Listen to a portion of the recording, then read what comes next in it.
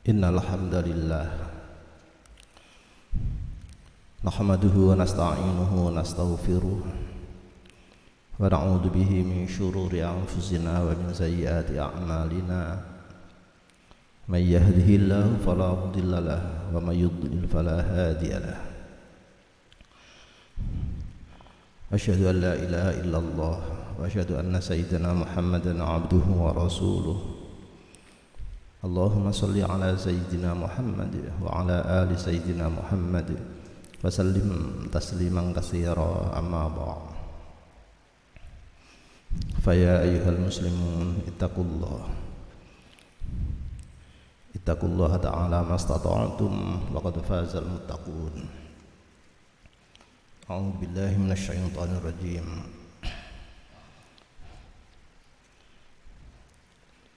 Wa wassaynal insana biwalidayhi ihsana hamalathu ummuhu kurha wa wada'atuhu kurha wa hamluhu wa fisaluhu 30 syahra hatta idza balagha ashuddahu wa balagha 40 sanatan qala rabbi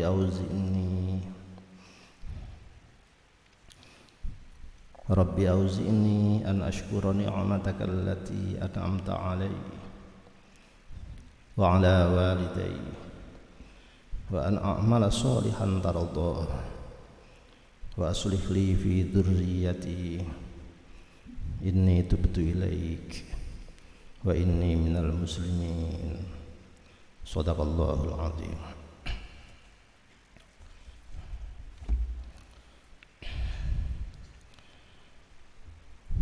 Ma'asyiral muslimin rahimakumullah. Kita masih berbicara tentang hidup berstandar Tuhan seperti yang pernah dikhutbahkan beberapa Jumat yang lalu. Satu-satunya umur yang disebut di dalam Al-Quran yaitu usia 40 tahun. Al-Quran memberikan 6 panduan dan sampai sekarang masih membicarakan poin ketiga tentang wa an a'mala sholihan tardah, beramal sholih, amal yang genah, yang pantas, yang bagus, yang diridhoi oleh Allah. Itu artinya tuntutan bahwa seorang mukmin dalam setiap sikapnya hendaknya merujuk berstandar Tuhan. Untuk itu terkait dengan tahun ini, orang-orang menyebut tahun baru dengan awal bulan Januari. Sesungguhnya kita perlu bertanya kepada diri kita sendiri, yang baru itu apa? Apa pemaknaan pergantian tahun ini bagi seorang mukmin? Apa benar baru?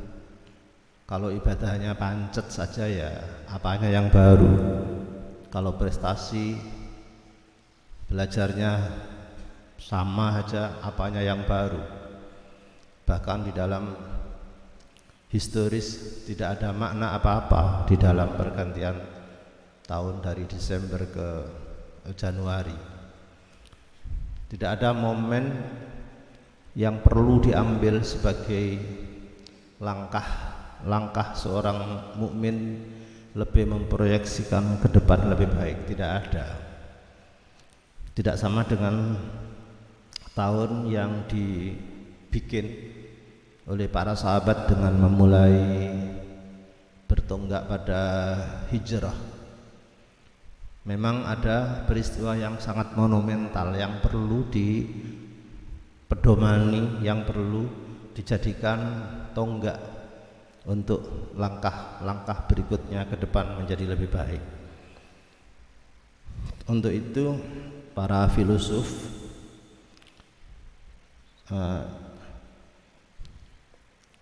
Jalaluddin Ar-Rumi dan lain-lain, yuk silahkan mengubah dunia. Kalau kita ini nggak bisa mengubah dunia, maka ubahlah diri sendiri. Dimulai dari diri sendiri, cing. Jadi cing diri sendiri. Perubahan diawali dari diri sendiri, kamu sendiri, saya sendiri, myself atau yourself, terserah. Untuk itu dibutuhkan satu kesiapan mental untuk tidak menunda-menunda seperti yang dicanangkan oleh Al-Quran. Hendaknya orang itu wal tanzur nafsu ma qaddamat lighad. Ada pembacaan masa lalu yang cerdas, kemudian dianalisis yang cerdas, lalu diambil keputusan lighad untuk ke depan. Ambil keputusan yang baik. Entah terserah. Orang-orang Qadariyah menyebut hendaknya ada upaya dari diri sendiri. Jangan terlalu menggantungkan Allah secara total tanpa perencanaan. Manusia dituntut membuat perencanaan, tetapi tetap bersandar kepada Allah untuk mengabulkan perencanaan itu. Bukan tanpa perencanaan, itu menyalahi wal tanzur nafsum ma qaddamat lighad. Hidayah tidak datang secara sendirinya, tapi perlu dicari. Dalam pencarian ada yang bersifat ikhtiar lahiriah dan ada yang bersifat tiupan atau nafhah. Nafhah itu kesadaran yang spiritual yang mendadak. Bagaimana seorang Umar Ibnul Khattab yang marani Gusti Kanjeng Nabi hendak membunuh, tiba-tiba di tengah jalan mendengar ayat Al-Quran yang dibacakan oleh adiknya sendiri, lalu dia mengambil hidayah itu dan tidak jadi, mengubah arahnya. Yang mau membunuh Nabi malah berislam, tunduk, bersyahadah, dan akhirnya justru menjadi pengganti Nabi setelah Abu Bakar. Dia hebat. Untuk itu seorang mukmin tidak boleh merendahkan yang lain pada saat ini, pada saat yang dilihat. Sangat mungkin dia akan mendapatkan nafkah dan menjadi lebih baik dibanding orang yang merendahkan itu. Dan itu terbukti banyak hal. Orang dengan perbuatan-perbuatan sosial, orang lain menjadi mengambil manfaat, atau diri sendirinya, atau diri sendiri yang menjadi baik. Hadratul Rasul Nabiullah Muhammad sallallahu alaihi wasallam awal-awal ditunjuk sebagai nabi, justru yang tersebar di pinggiran-pinggiran Makkah itu adalah berita hoax, berita pemalsuan oleh para tokoh-tokoh sentral di kabilah-kabilah masing-masing. Muhammad tuh begini, semuanya negatif. Ada seorang nenek tua yang biasa mencari kayu bakar dan untuk penghidupannya, jauh menuju rumah jauh, pedesaan, sangat berat mikul atau gendong kayu bakar itu dan lain-lain. Hadratul Rasul atau sebut saja Muhammad bin Abdillah yang waktu sudah menjadi nabi, masih anyar-anyaran, dibantulah nenek tua itu, kayu bakarnya atau bebannya digotong.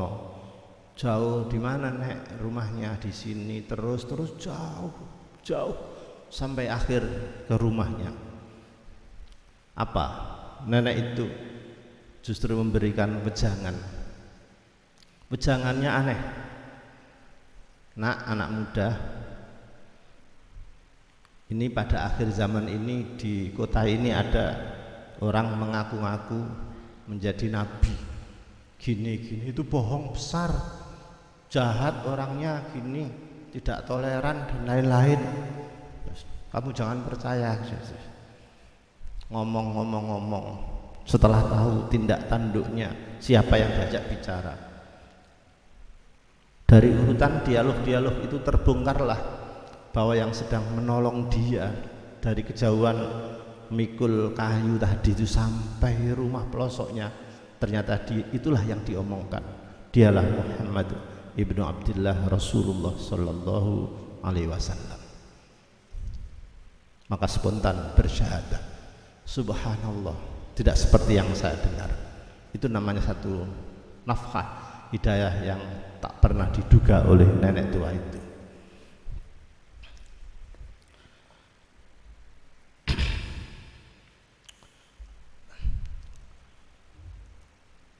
Ada seorang ketua geng motor, John Cavalieri dari Sydney, Australia, kejam sekali. Maklum geng, mau membunuh, mau apa, kejam sekali. Cavalieri ini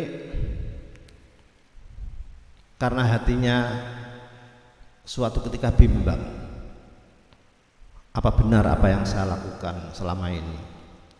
Suatu ketika anak kesayangannya itu meninggal, lalu dia bisa berpikir pada diri sendiri, saya yang ketua geng kayak begini ditakuti orang, banyak dosa, tapi ternyata anak saya enggak berbuat apa-apa, ternyata meninggal dengan penyakit gini. Menunjukkan bahwa dirinya itu lemah. Karena merasa dibenturkan oleh Tuhan dengan kematian anaknya, dia berpikir, lalu mencoba mencari bacaan-bacaan religius agama, dan dia masuk Islam. Dia melakukan satu tebusan. Kekayaan-kekayaannya ini dikumpulkan, lalu membangun satu restoran mewah besar sekali, tapi hasilnya tidak dikantongi sendiri. Hasil restoran tadi itu disedekahkan kepada orang-orang fakir miskin sekitarnya. John Cavalieri ini akhirnya menjadi muslim yang bagus dengan amal sosial yang tinggi. Amal sosial, amal bakti yang diajukan di dalam Al-Quran seperti dalam fikih itu ada yang namanya al-isar. Kalau al-isar mempersilahkan orang lain berbuat baik, ini urusan ibadah itu tidak boleh. Seperti kita ini sedang sholat jamaah, kemudian ada shaf di depan kosong, lalu Anda mempersilahkan maju, mempersilakan orang lain maju, itu tidak dibolehkan. Itu berarti ridho orang lain mendapat pahala lebih banyak, sedangkan dirinya wis nerimo mburi-mburian. Itu artinya wong gak gelem swarga, maka dianggap makruh. Tetapi kalau isar ini urusan dunia, itu sering-sering justru orang terpuji dan menyebabkan orang lain menjadi sadar karena dakwah itu. Yang mutakhir saya ingin memberikan contoh, terserah pandangan kalian pantas dikhutbahkan apa tidak, tapi ini contoh. Desember ini Liga Inggris, Liverpool, klub sepak bola Liverpool, pelatihnya Jurgen Klopp, unggul 2-0. Satu kesempatan penalti 2-0 tadi itu keduanya dicipta oleh pemain Kristen Firmino dari Brasil. Subhanallah, ini mengagumkan dunia betul. Yang diamanati oleh pelatih Jurgen Klopp adalah Muhammad Salah atau M Salah, yang di sana panggilannya Mo. Muslim pesepak bola dari Mesir inilah yang diamanati untuk mengambil tendangan penalti. Itu prestasi besar di dalam dunia olahraga. Tapi Muhammad Salah ini ngerti Jika tendangan penalti ini dikasihkan kepada temannya Firmino dari Brasil ini, maka berarti dia akan membuat hat-trick yang hebat, di mana mencetak 3 gol dalam satu pertandingan, maka dia sejajar dengan pemain-pemain kelas dunia. Tinggal satu, dibisiilah Firmino, you saja yang mengambil penalti. Oh enggak, yang kamu kok yang dia. Enggak, sudah kamu saja, nanti kamu nanti sudah. Akhirnya tendangan penalti itu diambil oleh temannya yang Kristen, Firmino ini, dan terciptalah 3 gol dalam satu pertandingan. Subhanallah, apa yang terjadi dari keikhlasan seorang Muhammad Sholah yang berbuat sholah, yang berbuat sholih di lapangan sepak bola ini, justru bisa meluluhkan hati pelatihnya, yang pelatih yang terkenal temperamental dan sangar. Dia meneteskan air mata, tidak sekedar karena klub yang dipimpinnya ini menang, tapi merasa berhasil bahwa pemain-pemain anak asuhannya mengerti tentang nilai-nilai kemanusiaan yang luhur, tidak mementingkan dirinya sendiri, tetapi mempunyai integritas yang tinggi, solidaritas antar pemain yang bagus yang ditunjukkan oleh seorang Muhammad Sholah, Muslim pesepak bola dari Mesir yang ada sebagai striker di Liverpool. Apa yang terjadi di koran-koran Inggris, kemudian di media-media, 1 minggu penuh surat kabar itu menjadikan Sholah ini sebagai tokoh di headline. Bukan dipuji karena mencetak gol terbanyak, bukan. Yang diangkat bukan Firmino yang mencetak hat-trick dengan 3 gol dalam satu pertandingan, tapi memuji kehebatan Muhammad Sholah, menunjukkan Muslim yang humanistik, yang bisa memberi pendidikan kepada dunia Eropa, dunia pesepak bola yang selalu individual, yang ingin mencetak gol terbanyak. Tapi itu tidak diingini oleh seorang Muhammad Sholah. Semua koran-koran mengatakan, semua memuji dengan kuluran akhlaknya. We love you, Mo. We love you. Cewek-cewek milenial yang remaja-remaja mulai ingin membuka terjemahan Al-Quran. Bagaimana sih isinya Al-Quran? Kok bisa sampai membuat pemain kelas dunia rela tidak mengukir prestasinya sebagai pemain dengan gol terbanyak, justru mempersilahkan temannya beda agama lagi, Muhammad Sholah yang Muslim, mempersilahkan temannya untuk diangkat sejajar dengan kelas dunia, mencetak hat-trick 3 gol dalam satu pertandingan, Firmino dari Brasil yang Kristen. Maka inilah yang disebut fikih al-isar yang membawa dakwah Islamiyah humanistik, sehingga bisa menarik simpati orang-orang non-muslim menjadi tunduk, menjadi menghormati ajaran-ajaran Islam. Itulah namanya nilai-nilai moral, nilai-nilai kemanusiaan yang sangat tinggi, yang disebut itulah keinginan semua orang atau universal will. Semua orang menginginkan jasa yang bagus seperti itu. Mudah-mudahan apa yang bisa kita ubah di diri kita untuk berbuat lebih baik, mudah-mudahan Allah Subhanahu wa taala mengabulkan dan meridhoinya. Barakallahu li wa lakum fil Qur'anil azim wa nafa'ana bihi wa iyyakum lima fihi minal ayati wadh-dhikril hakim. Wa taqabbala minni wa minkum tilawatahu innahu ta'ala jawad karim malikum barur raufur rahim. Walhamdulillahi rabbil alamin. اللهم صل على سيدنا محمد وعلى آل سيدنا محمد.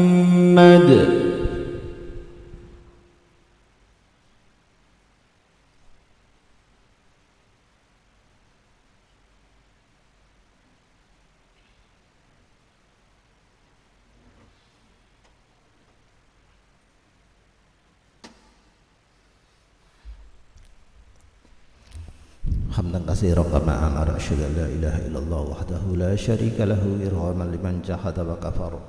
اللهم صل على سيدنا محمد وعلى آل سيدنا محمد وسلم تسليما كثيرا. أما بعد فيا أيها المسلمون اتقوا الله تعالى ما استطعتم وقد فاز المتقون واعلموا أن الله أمركم بأمر بدأ فيه بنفسه وثنى بملائكة قدسه فقال إن الله وملائكته يصلون على النبي يا أيها الذين آمنوا صلوا عليه وسلموا تسليما. اللهم اغفر للمسلمين والمسلمات والمؤمنين والمؤمنات الأحياء والأموات إنك قريب مجيب الدعوات.